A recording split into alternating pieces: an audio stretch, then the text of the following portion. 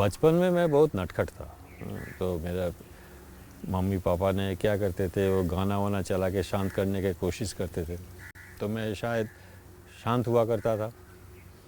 तो गाने सुनने का जो हैबिट था तभी से आया। तो जब मैं बड़ा हुआ, क्लास 10 पास किया, जब मैं ग्रेजुएट होने वाला था, तो मेरा दिमाग में अचानक ऐसा आया कि बहुत गाना सुनता था। उस टाइम पे केवल तो रिकॉर्ड था, विनाइल रिकॉर्ड्स, और कैसेट आने लगा था तब।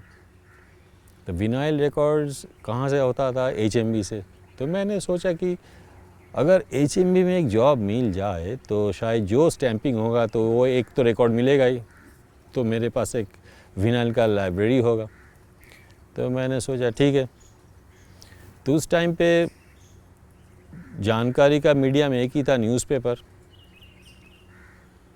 तो जब मैं ग्रेजुएट पास किया तो एक दिन पेपर में देखा film and television institute of India का एक एडवर्टाइजमेंट। तो उसमें motion picture photography, direction, editing, मैंने बोला sound recording and sound engineering. तो मैंने सोचा कि चलो इसमें दे देंगे, फिर HMV में मैं ज्वाइन करूँगा तो I will fulfil my dream. तो मैं आ गया FTI पे। तो रिटन एग्ज़ाम दे के तो ओरिएंटेशन हुआ 10 दिन का। उसके बाद इंटरव्यू हुआ। तो मैंने सोचा यार मेरे तो एंट्री तो होगा नहीं, ठीक है, बेटर लक नेक्स्ट टाइम। तो जब रिज़ल्ट आया तो मैं देखा कि अरे मेरा हो गया एडमिशन। तो आई वाज लाइक, मैं सोचा कि अरे मेरे पास तो मतलब बहुत बड़ा एक तिजोरा मिल गया बहुत। तो आई वाज वेरी हैप्पी, मैं बहुत खुश हुआ। तो चलता रहा सिलसिला, पहला सेमिस्टर, दूसरा, तीसरा, चौथा। तो बस यही मेरा था जर्नी शुरू करने का। हालांकि साउंड रिकॉर्डिंग और साउंड इंजीनियरिंग का तब जानकारी ज्वाइन होने का पहले मान लो लगभग ज़ीरो था, लेकिन 3 साल बिताने के बाद उधर पूना पे तो बहुत सारा जानकारी हुआ। तो मेरा ये साउंड रिकॉर्डिस्ट या साउंड इंजीनियर, कुछ भी कहिए उसको, तो जर्नी सिलसिला चालू रहा। बस ऐसे ही यही मेरा था HMV में ज्वाइन करने के लिए। आपको मज़ेदार बात बताऊँ, मेरे करियर में से ख़त्म होने से बहुत बीचों बीच मेरे HMV से एक ऑफ़र आया था। तो मैं भी मैंने कहा अरे मेरा तो बचपन का जो सपना था वो साकार होने वाला। तो कुछ इधर उधर के कुछ प्रॉब्लम के कारण मेरा एंट्री हुआ नहीं HMV पे। हाँ, तो मैं उसी सिलसिले में मैं HMV गया था। तो उसको मैं विज़िट किया HMV को, बहुत सारा उसके डिपार्टमेंट्स देखे। तो बस यही विनाइल से लेके चल के वो फिल्म तक मेरा जो ट्रांसफॉर्मेशन है, वो तो मैं तो ये बताऊंगा कि ओवर द ईयर, मतलब इंस्टीट्यूट का था, फिर काम करते करते करते करते गाना मिक्स मेरा था वो, उस हिसाब से उसके बाद साउंड डिज़ाइन का नया टर्म आया तो उसमें मैं घुस गया। तो अभी जो मेरा जो एक्सपर्टाइज़ है वो गाने का, मिक्स करने का, फिल्म डिज़ाइन करने का, फिल्म री रिकॉर्डिंग करने का, वो सब में बहुत ही दिलचस्प है। यही सिलसिला वहीं से चालू हुआ HMV में ज्वाइन करने के लिए। बस ऐसे ही शुरू हुआ है स्ट्रगल। मेरा स्ट्रगल, यस, मैं पुणे पे मेरा जो स्टूडेंट लाइफ है, साउंड तब एनालॉग एरा था, ट्रांजिशन पीरियड आ रहा था। हम लोग कंप्यूटर सुने, प्रो टूल सुन रहे थे, लेकिन उनके बारे में मैं आपको दिलचस्प बात बताऊं तो हम लोग का जो लास्ट सेमेस्टर जब ख़त्म होने वाला था, हम लोग सब बॉम्बे में ही जाने का सोच रहा था। अचानक एक दिन खबर आया कि हम लोग का एक क्लास होने वाला है। तो हम लोग क्लास में गए। क्लास में कि डिजिटल रिकॉर्डिंग के बारे में एक दिन या 2 दिन का क्लास हुआ था। उसके बाद बॉम्बे में उस टाइम पे एक ट्रेड फेयर का एग्जीबिशन हुआ करता था, तो ट्रेड फेयर में हम लोग सब स्टूडेंट लोग गए, तो तभी प्रो टूल्स का इंटरफेस जो है पहले देखा डिजिटल के ऊपर, और बस एक दिन का केवल दिखावा इंटरफेस पे देखा, कंप्यूटर टच भी नहीं किया। प्रो टूल्स वर्जन शायद प्रो टूल्स प्रोजेक्ट था शायद, वो लेके मैं जब बॉम्बे में काम ढूंढने के लिए आया, तो बॉम्बे में एक चांस मिला। बॉम्बे का उस टाइम पे नंबर 1 स्टूडियो था सनी सुपर साउंड, उसमें गोल्डन रॉक बोल के एक डिजिटल स्टूडियो शायद 1 साल पहले उसको तैयार किया गया था, उसमें प्रो टूल्स था, तो मैं उसमें ज्वाइन किया।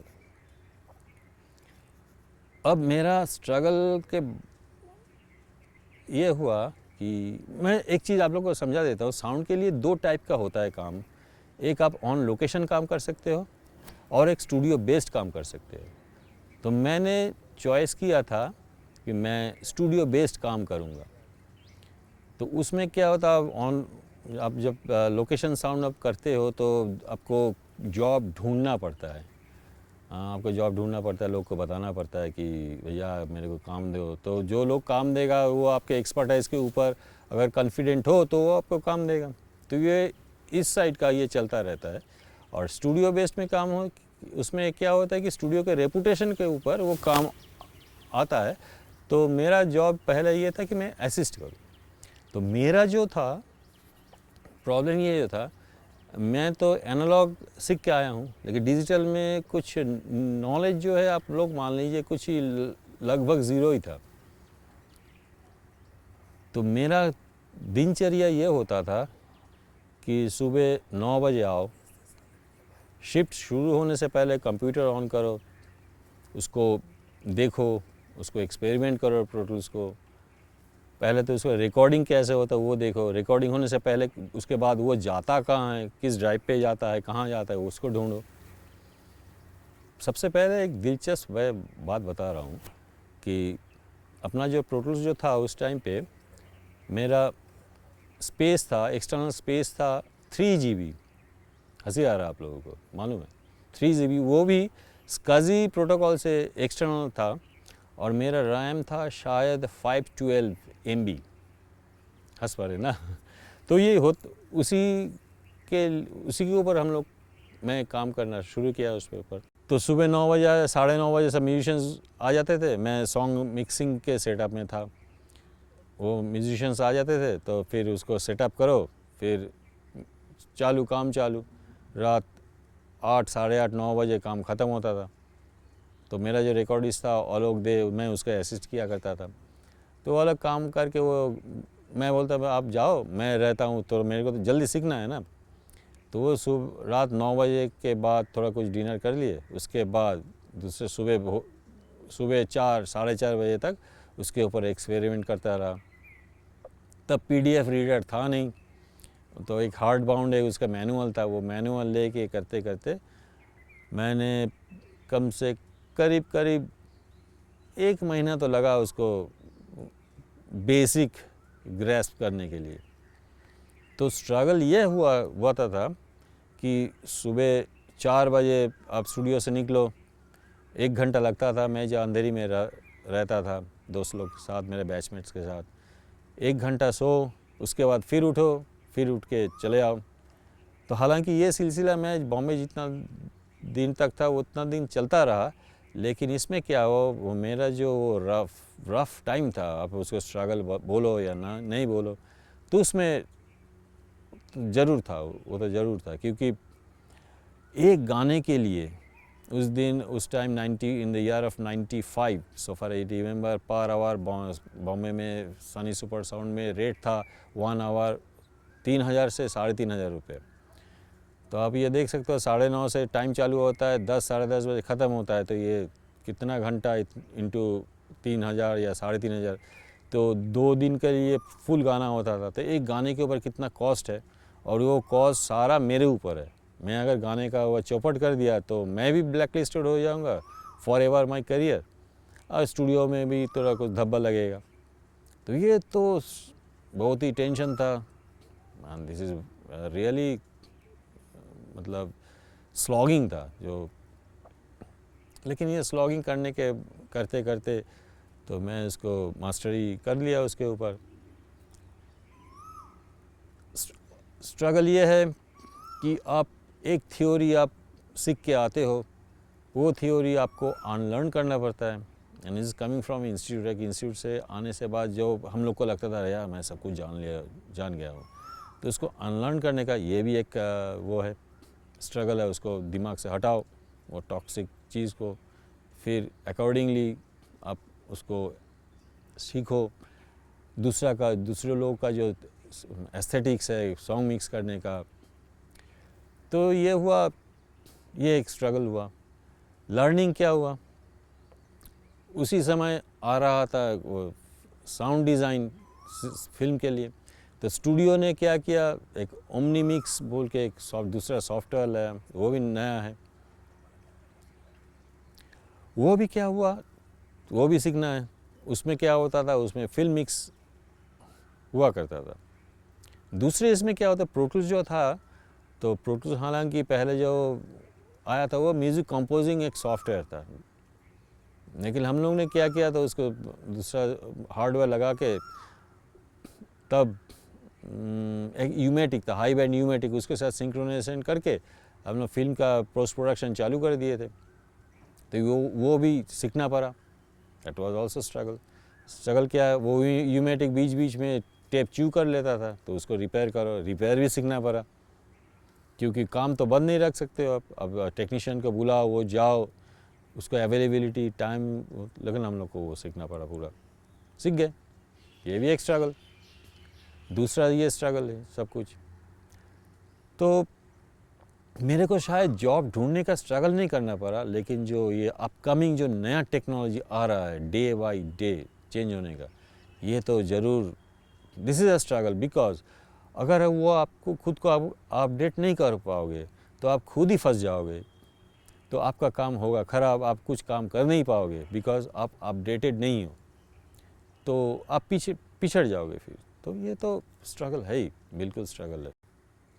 साउंड डिज़ाइन में जो लोग आने चाहते हैं, तो उसके लिए मैं एक ही चीज़ बता सकता हूँ कि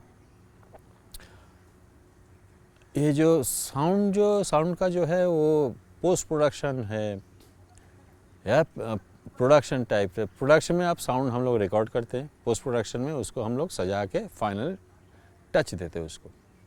तो उसमें पोस्ट प्रोडक्शन के लिए आजकल का जो स्टाइल हुआ है, फिल्म का रिलीज़ डेट फिक्स हो जाता है। पहला तो ये है कि जो साउंड जो काम करना है वो स्टूडियो में ही होता है, पोस्ट प्रोडक्शन का काम राउंड द क्लॉक काम करना पड़ता है।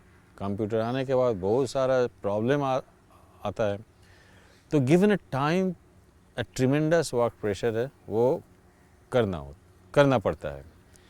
इसके लिए मैं कुछ सजेशन दूंगा कि साउंड का जो टेक्निकलिटीज़ है उसको आपको 100% कंट्रोल में लाना चाहिए। यू शुड बी मास्टर, आप मास्टर होना है आपको साउंड का टेक्निकलिटीज़ में, साउंड इंजीनियरिंग।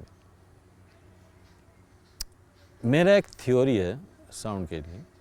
तो जब एक फिल्म बनाता है, डायरेक्टर जो है वो स्क्रिप्ट लिखते हैं पहले, उसके बाद सिनेमाटोग्राफर फिल्म शूट करते हैं, उसके बाद एडिटर एडिट करते हैं, फिर साउंड में आता है। साउंड का जो स्टेज है वो पोस्ट प्रोडक्शन का लास्ट में होता है। तो मैं ये कहता हूँ कि ये अगर फिल्म एक देवी है, तो सिनेमाटोग्राफर एडिटर ने तो उसका आपका कर दिया, सब कुछ साड़ी पहना दिया, वो मिट्टी करके वो एक स्ट्रक्चर ले आया। तो हम लोग जो काम करते हैं साउंड वाले, मैं उसको बोलता हूँ देवी का श्रृंगार करते हैं हम लोग, श्रृंगार, ऐसे देवी को देखने में बहुत सुंदर लगे।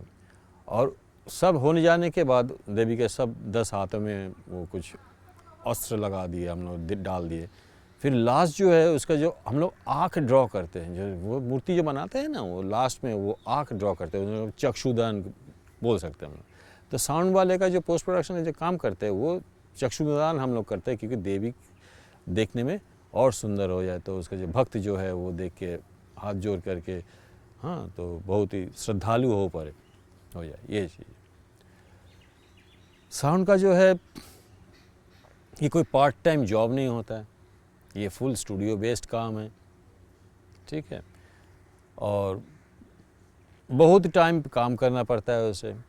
तो आपको आपका जो काम के ऊपर जो रिस्पॉन्सिबिलिटी है उस मेरे हिसाब से आपको 100% दिलो दिमाग से उसमें ऑनेस्टी देनी चाहिए, क्योंकि वो फिल्म बढ़िया हो या नहीं हो आपके ऊपर, तो लोग जानेंगे भाई आप जो है बहुत ऑनेस्ट है। और रही बात टेक्नोलॉजी की, आजकल जो कंप्यूटर का जो आया तो हर दिन डिजिटल वर्क स्टेशन DAW का वर्जन, जो भी वर्जन आप काम करो, या प्रोटूल्स में करो या न्यू विंडो में करो, रिपर में करो, क्यूबेस में करो, व्हाटएवर DAW में करो, तो वर्जन चेंज होने लगता है। लेकिन बेसिक कुछ चीज़ वो क्लासिकल है, वो सही रहता है। मैं बताऊँ आपको साउंड में अगर आप इक्वलाइजेशन, कंप्रेशन और रिवर्बरेशन और डिले, ये 4 आइटम को, ये 4 क्राइटेरिया को अगर आप मास्टरी कर लो, बाकी सब आपके हाथ में आ जाएगा। क्यों? कंप्यूटर आने के बाद, डिजिटल वर्क स्टेशन आने के बाद जो प्लगइन्स हुआ है, लाखों प्लगइन्स हुआ है, यही 4 आइटम्स को लेके परमुटेशन कम्बिनेशन करके सब बनाया गया है। तो आप अगर ये बेसिक 4 को अगर आप मास्टरी कर लोगे तो आप you will be the master. मेरा बात यही है, मेरे मैसेज आप लोग की ये है कि यू कीप योरसेल्फ अपडेटेड, आप हमेशा अपडेटेड रहिए, ठीक है, और अपडेटेड रहिए, और काम अपने आप को क्रिएटिविटी वो भी अपडेट करिए। और क्या क्या हो सकता है, देखिए साउंड का अगर देखें तो पहले मोनो था, उसके बाद स्टीरियो आया, उसके बाद 5.1 आया, 7.1 आया, हाल ही में एटमॉस आ रहा है। तो आपको उसमें आना ही चाहिए, उसमें क्रिएट मास्टरी आना चाहिए। और मास्टरी आने के बाद आप क्रिएटिव आप डिसीजन ले सकते हो उसमें मैं क्या क्या करूँ इसके साथ। फ्यूचर में क्या आने वाला है, फ्यूचर में आर्टिफिशियल इंटेलिजेंस अभी सब चर्चे में है, बहुत चर्चे में है, ये भी आने वाला है। दूसरा क्या है, VR, हाँ, एम्बिसोनिक, ये भी एक फील्ड है, इसमें भी आप एक्सप्लोर हो सकता है। लेकिन इसमें आप एक्सप्लोर करोगे, इसको आपको टेक्निकलिटीज़ आपको ग्रास्प में होना चाहिए। तो जो आपका जो साउंड का जो आपका जो टेक्निकलिटीज़ आपने जो सीखे हैं उसके अपडेट करके आपको इसमें आना है पूरा। दूसरा मेरे हिसाब से और एक सलाह है आप लोगों को, जो इसमें आप आने चाहते हो साउंड में, जैसे मैं पहले बताया, ये आखिरी लास्ट स्टेज होता है फिल्म, दर्शक लोग जब देखते हैं उसके पहले वाला जो पोस्ट प्रोडक्शन काम होता है, ये एक 100% फुल टाइम जॉब है।